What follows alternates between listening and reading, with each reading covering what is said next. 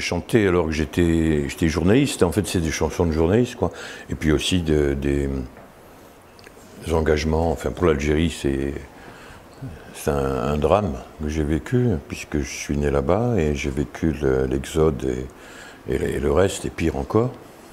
Et quant à ce qui concerne le régime soviétique, personne n'avait fait de chanson sur le mur de Berlin.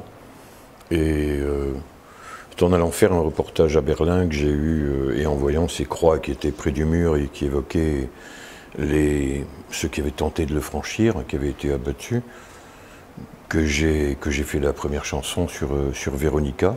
Et toutes ces chansons que je chantais, qu'on chantait comme ça, le soir quand on se retrouvait entre amis, quoi, en sortant de salle de rédaction ou en revenant de reportage. Un jour, on a décidé, quelqu'un a décidé de réunir tout le monde et de dire on va faire un disque. Il faut que ces chansons, elles restent, quoi. Ce qui était quand même une bonne idée, puisque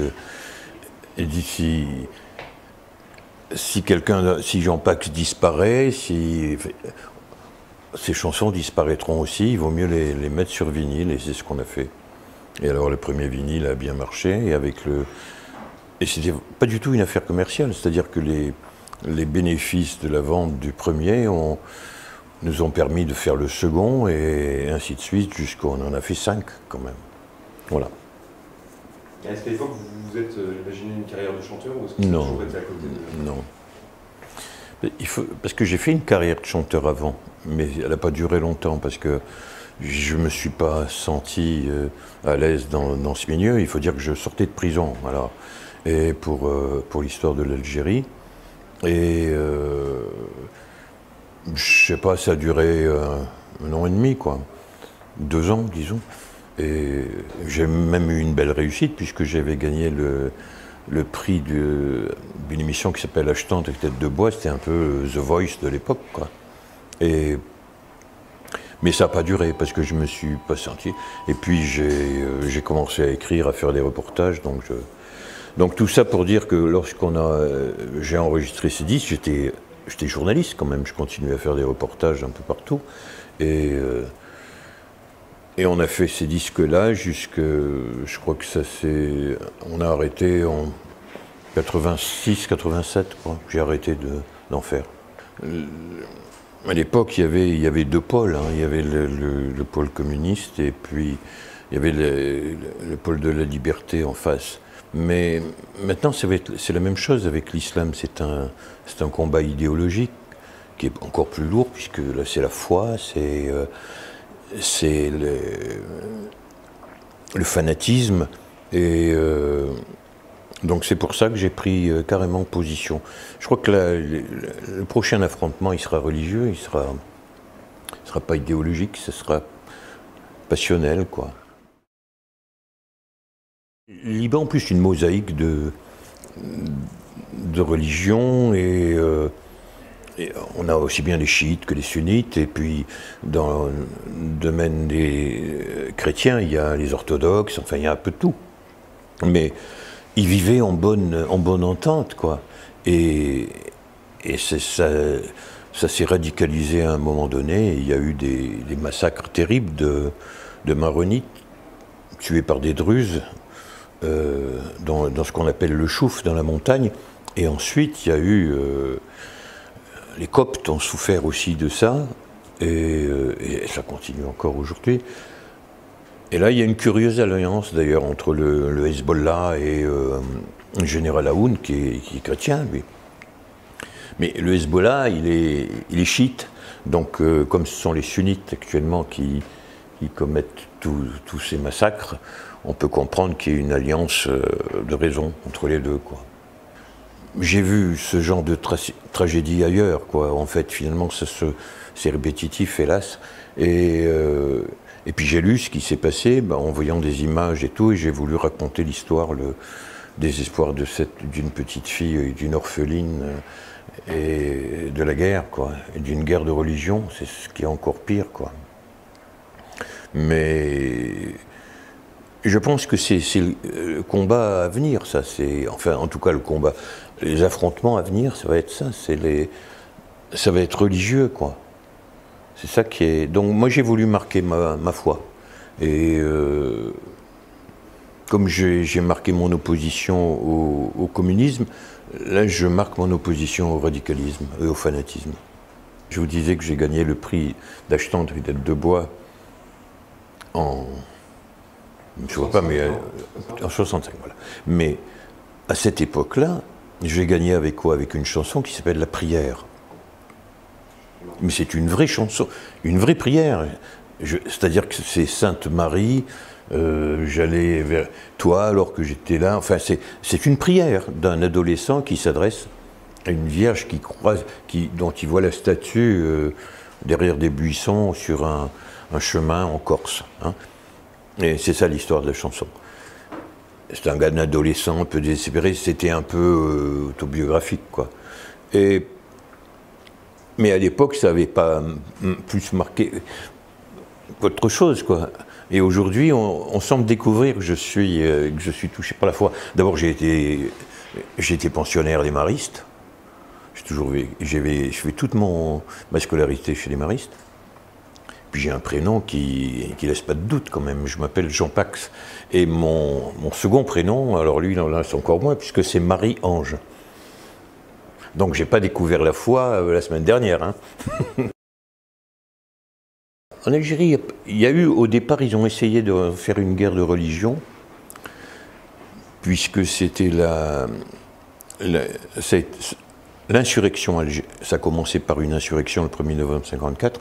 Ça a été annoncé sur la radio du Caire qui s'appelle La Voix des Arabes, où il faisait référence à l'islam. Mais ça s'est vite... ils se sont calmés de ce côté-là, ils ont fait un combat plus politique, quoi. Et d'autant qu'ils étaient soutenus par le communisme, par les communistes, par l'Allemagne de l'Est et le reste, et qui ne voulaient pas entendre parler de l'islam. Bon. Et ce qui est à noter d'ailleurs pendant cette guerre d'Algérie, les communautés vivaient parfaitement ensemble. Alors après qu'il y a eu des problèmes sociaux, des préférences, des inégalités, tout ça, forcément. Mais ce qui était fort à constater dans les quartiers populaires, c'est que les trois communautés vivaient ensemble. Quand il y avait le ramadan, les gâteaux arabes, ils les apportaient chez les familles catholiques ou les familles juives, et inversement, chaque fois. Et puis avec la guerre, quand ça a commencé, ils ont attaqué que des églises au départ. Donc il y a eu des bombes dans les églises, généralement le jour des communions, où on voyait les communiantes ensanglantées, qui avaient perdu un bras, qui avaient perdu une jambe. Bon. Ça a duré un temps, et puis ça a attisé... En fait, ce que voulait le Front de Libération Nationale, les indépendantistes algériens, c'était de casser cette intimité, et puis qu'il y avait entre les musulmans, les juifs et les chrétiens. Et ils voulaient briser les communautés, quoi, et les séparer. Mais ça n'a pas vraiment réussi. En revanche, il faut voir que du côté des chrétiens, il n'y a pas eu de mosquée attaquée. Alors que le FLN a attaqué les églises, et il a attaqué les synagogues aussi. Hein. Ils ont brûlé des Torahs historiques dans le quartier de Bab el-Oued. Enfin, mais ce n'était pas vraiment une guerre de religion, quoi. En revanche, maintenant ça l'est. Enfin, il n'y a pas d'ambiguïté quand un attentat est commis, et ils disent au nom de qui et pourquoi. On peut dire surtout que les chrétiens, ils ont toujours été en danger là-bas. Il faut d'abord rappeler que les chrétiens, c'était les premiers là-bas quand même. Hein. Et que c'est le berceau du christianisme, mais il n'est pas en Finlande. Hein. Il est en Syrie, il est dans toute cette région, et Jésus, c'était pas un viking. C'est ça que les gens ne comprennent pas. On a l'impression que c'est les Blancs ou les Croisés qui ont imposé la religion dans cette région du monde, alors que c'est un peu l'inverse qui s'est produit. Ça a été une terre d'invasion, et c'est l'islam qui a commis des massacres abominables là encore parce que c'est en partie la religion du glaive quand même, hein, l'islam.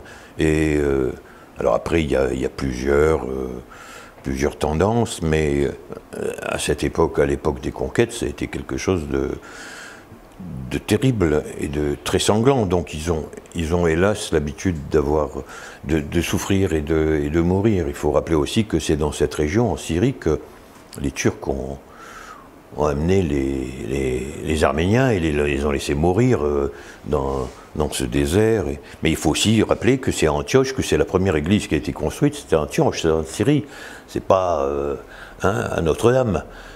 Donc il faut déjà rétablir l'équilibre et raconter l'histoire et mettre les choses au point. Et d'ailleurs, je crois qu'il faut continuer à expliquer comment cette région est le berceau du christianisme. Il faut rappeler qu'il y a eu des saints berbères, que Saint Augustin, il est né à Bonn, et que sa mère, c'était Sainte Monique. Enfin, ça, on a l'impression que c'est arrivé comme ça, que non, la chrétienté est née en Orient. Mais ça, il faut qu'on ne cesse de le répéter, quoi, parce que par antériorité, on a l'impression que c'est nous qui avons forcé les populations au christianisme, alors que c'est souvent l'inverse qui s'est produit. On les a forcées à devenir musulmanes. Non, Bachar, bon, je ne sais pas ce qu'il en est si vraiment il a utilisé ces armes chimiques, c'est pas acceptable. Mais je ne sais pas ce qu'il en est. Il y a tellement de désinformations sur cette affaire. Quant à l'Iran, on les a. Enfin, c'est nous qui avons engendré l'Iran. Enfin, sous Giscard, on a quand même gardé Khomeini à Nofle-le-Château. C'était une façon, c'est marrant parce qu'à l'époque, ils expliquaient que c'était une façon de mieux le surveiller.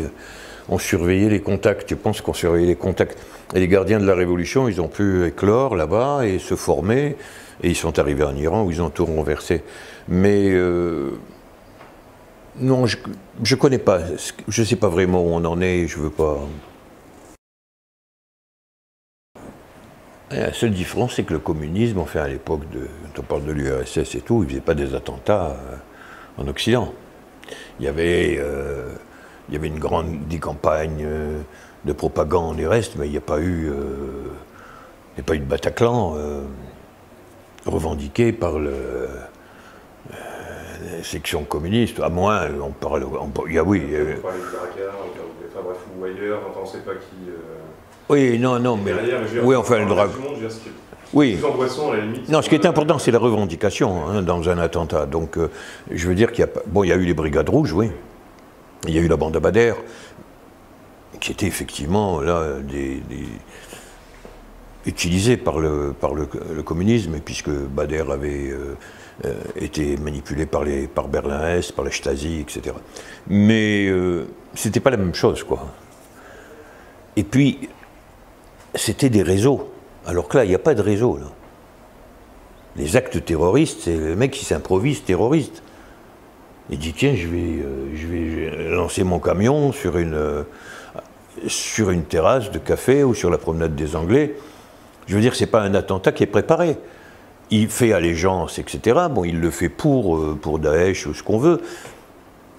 Mais c'est à l'initiative des personnes qui subitement prennent conscience et veulent faire quelque chose pour l'islam. C'est comme ça que... C'est ça qui est beaucoup plus dangereux. C'est pour ça que les services antiterroristes, ils ont de la peine à remonter les réseaux et tout, puisque les mecs qui font un attentat, c'est pas un réseau. Les types qui ont égorgé le prêtre à Rouen, là, ils ont décidé de le faire comme ça, quoi. C'est l'initiative, il n'y avait pas eu une décision. Donc c'est pour ça que c'est plus dangereux. Il y en a partout, quoi. On peut se dire que si on freine pas tout ça, ça va proliférer et puis ça peut nous mettre effectivement dans des situations où on ne trouvera plus d'issue, quoi. Par l'inverse, vous donnez le très bel exemple d'Abdelkader au XIXe siècle. Ouais. qui protège les chrétiens en Syrie après avoir été exilés. Oui, parce que c'était un soufiste, oui. C'était cette philosophie de l'islam. Oui. Et c'est une sorte d'espoir aussi d'une possibilité de Tout à fait. cohabitation. Tout à fait. Et si les autres ne le font pas, c'est parce que ils ne se sentent pas assez protégés pour le dire. Mais il y a quand même des... en Syrie et en Irak, les communautés vivaient aussi parfaitement en bon voisinage, quoi. Mais la violence elle a été beaucoup plus forte que le dialogue, et c'est comme ça que ça s'est terminé. Maintenant, il faut espérer qu'avec l'aide des nations occidentales, voire aussi des hommes d'église, que les musulmans modérés reprennent espoir et courage, et qu'on les aide à pouvoir reprendre les rênes d'une religion qui s'en va comme un cheval au galop, on ne sait pas où, quoi, Donc dire qu'il n'y a plus d'espoir, non, puisqu'il faut toujours espérer, et comme je dis dans les chansons, il faut que Dieu nous donne la force, quoi. Et pas forcément la force de nous battre, mais la force de convaincre, en tout cas. Maintenant, il y a les réseaux sociaux, quoi. Les réseaux sociaux, c'est inouï, parce que là, si c'est rempli, là, c'est parce que sur Facebook, sur Twitter, sur tous les réseaux, les sites web, mais c'est une bonne chose. C'est-à-dire qu'on n'a pas... On peut se passer de ça, quoi. Il n'y a pas de... Ça passe pas sur l'antenne, ça passe pas... Et j'ai fait une chanson qui s'appelle Le Vieux Soldat, il y a 1 400 000 vues sur Facebook, quoi. Donc, on n'a plus besoin de ça, quoi. Je vous ai dit que là, la vente des disques servait à financer le suivant chaque fois. Il n'y a pas eu... Personne n'a été payé, il n'y a pas eu de royalties, enfin bon. Je veux dire que c'est pas forcément des gens politisés qui écoutaient mes chansons, quoi. Non, pas forcément. Il y a eu quelques-uns, mais mon public, il est beaucoup plus vaste qu'on ne le pense, quoi. Hein, c'était... Bon, alors, il y avait, oui, une catégorie qui... mais je le vois, moi, quand je fais les concerts, hein, et quand je rencontre les gens, c'est... Voilà. Et puis j'ai chanté des choses qu'on ne chante pas. J'ai chanté les grandes batailles, j'ai chanté ceux qu'on ne chante pas. J'ai chanté les victimes à la place, et d'autres chantent les agresseurs. Moi, j'ai chanté les victimes. J'ai chanté ceux qui sont morts pour la France. J'ai chanté l'histoire de France, et puis aussi l'histoire de l'Occident. C'est tout ça que ça a intéressé les uns, et puis les autres, et puis encore les autres. Moi, je me suis arrêté en 80. 85, 86, je crois, ouais, voilà. Non, d'abord parce que je me suis retrouvé dans des situations difficiles, hein, parce que c'est mon nom, Jean-Pax Meffray. Et quand j'étais en reportage, quand j'étais, je ne sais plus en quelle année, c'était au Liban, où il y avait les premières exactions contre les églises et tout, hein, par des groupes islamistes. Et on avait été arrêté à un contrôle, et heureusement qu'il n'y avait pas Facebook, le téléphone portable et le reste à l'époque, parce que le mec, il parlait un peu français, il était à Saint-Étienne, il avait vécu à Saint-Étienne, il nous parlait de l'équipe de football de Saint-Étienne, et puis il regardait mon passeport et il disait Pax, Jean Pax. Et le photographe qui était avec moi, il s'appelait Noël. Alors qu'il venait... Donc ces mecs-là, ils faisaient partie de ceux qui avaient détruit les églises, qui avaient mis le feu aux églises et tout. Et puis ils étaient entourés par une bande de gamines qui étaient voilées, et de garçons qui avaient des kalash, qui criaient à l'Akbar. Et les mecs disaient... Et quand il a dit Jean Pax, le photographe, il me regarde, et il m'explique après, il m'a dit, putain, il doit te connaître. Et en fait, il ne me connaissait pas. Mais Pax, il avait vu sur les églises, quoi. Et heureusement qu'il n'y avait pas à l'époque qu'il ne pouvait pas appeler, etc. Parce que alors là, on finissait dans le chouf. au milieu des aloès.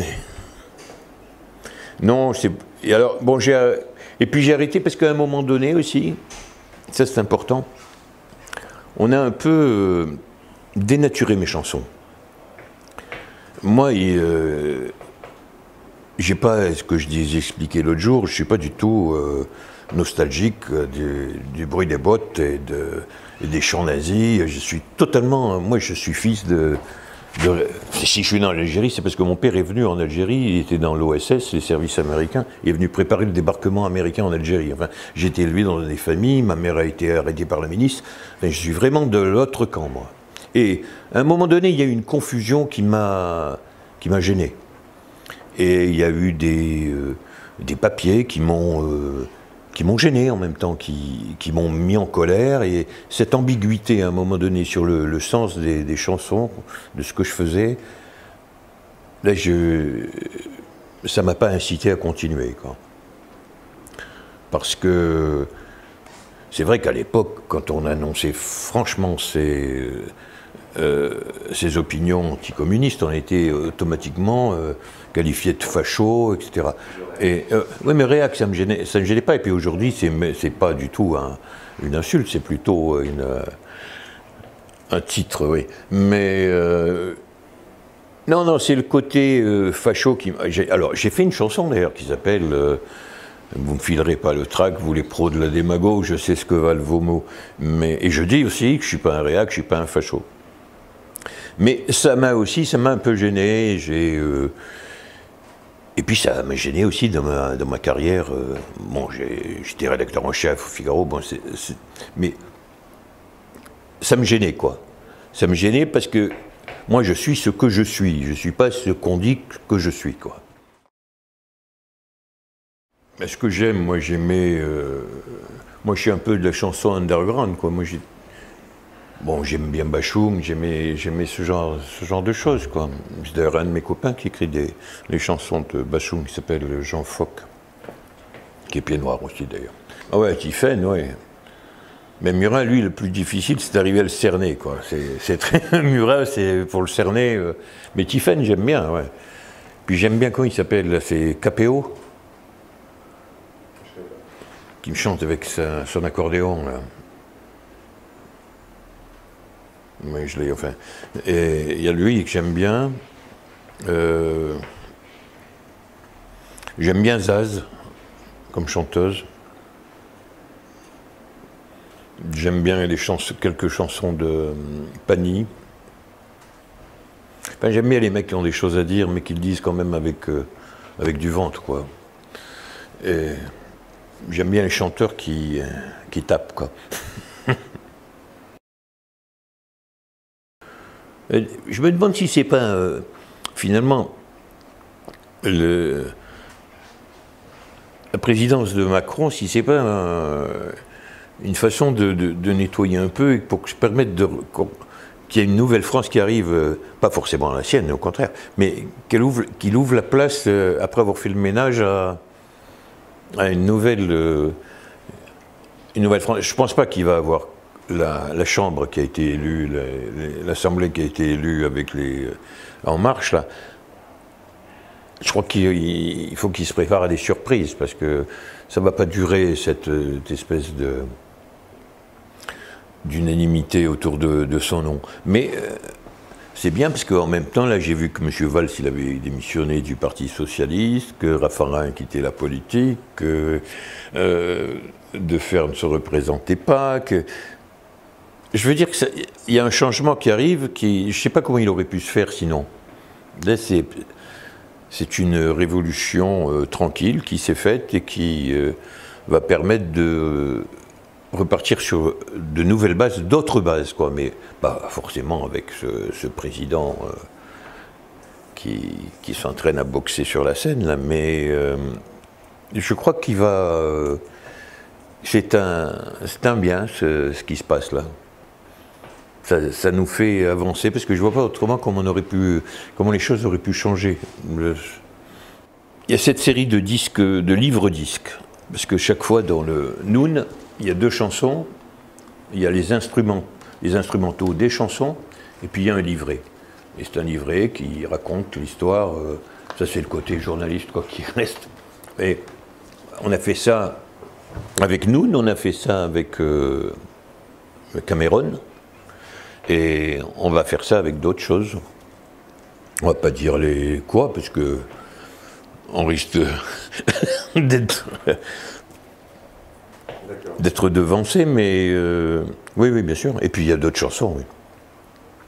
Et le concert que je fais, les concerts que je fais au Casino de Paris, il y aura de nouvelles chansons. Il y a une autre formation que celle que j'avais à l'Olympia.